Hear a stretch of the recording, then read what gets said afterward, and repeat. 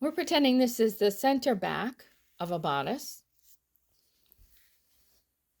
The seams have been finished using one of the seam finishing techniques in other videos. The top and bottom have been finished with cording that is slip stitched. This is hook and eye tape cut a little bit longer than the width of our center back. Lay the hook on top of the center back so that the bottom is just a little bit above the finished edge. And let it sit flat against the bodice and look and see which hooks will need to be removed. So I'll remove this one, this one, this one, and this one at the bottom. I'm removing this hook because I probably could finish this with that hook attached, but I want to put a big strong hook at the very top. Remove any loops that don't correspond with the hooks. You're putting hook and eye tape in so that the size can be adjustable quickly. So you need to fill the gap between the rows of loops with the face fabric so that if they're closing the garment on the bigger loops, the hook and eye tape is less noticeable. So I've cut a piece of fabric. The pattern is going the same direction as the bodice, and I'm going to use this fabric to fill in here. If the fabric is plain, I choose a bias strip. This one is striped, so I need the stripes to match.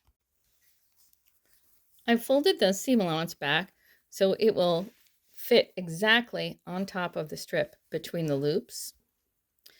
On this side, I'm going to slip stitch it, but on the other side, if I tuck it under the loops, I should be able to actually stitch by machine. But if not, of course, we'll do hand sewing. So here's that piece of fabric, slip stitched this side by hand, but this side, you can see I did it in white so you can see it.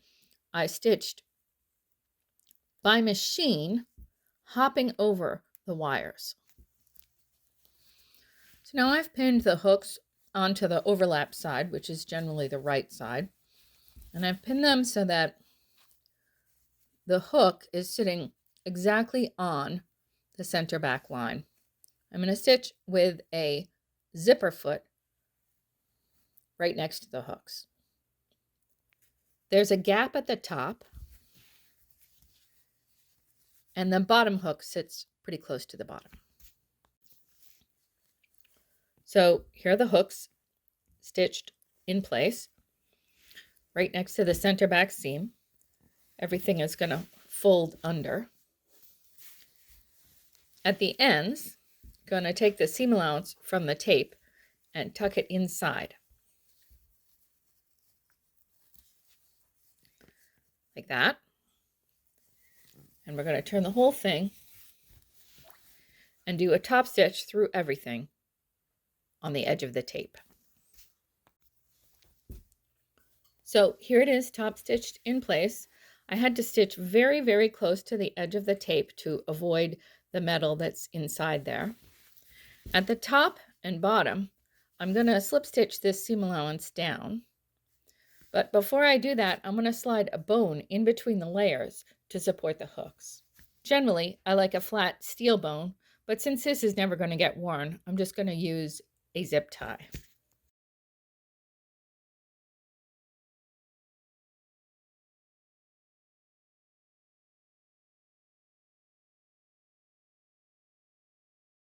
When I stitched the seam allowance down, I also ran a very tight stitch across the end of the casing and also cleaned the edge of the folded in hook tape.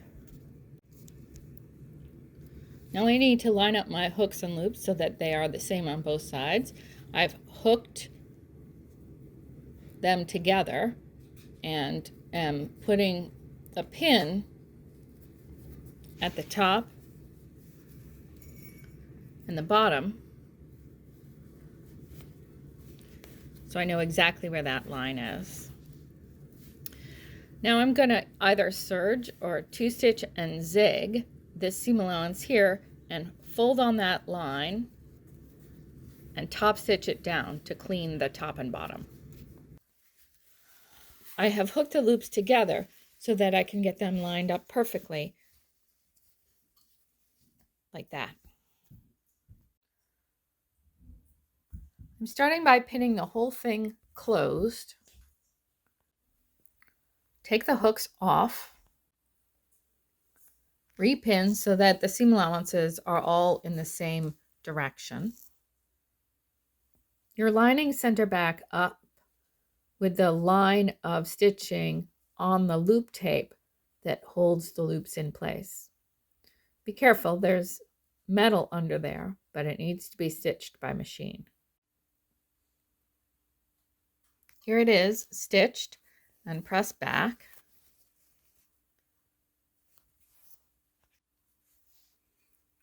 From the wrong side, we're going to stitch this other edge of the loop tape all the way through to the face to create a casing and slide a bone in here as well.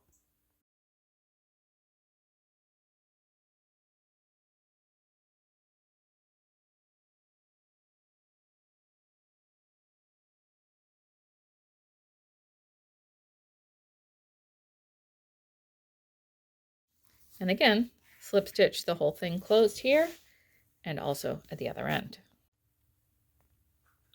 So here it is, almost finished. The hook tape on the right overlap side and the loop tape on the underlap side. There's a bone here, there's a bone here. All that's left is to put a hook at the top here and a bar at the top here. Give it a good press.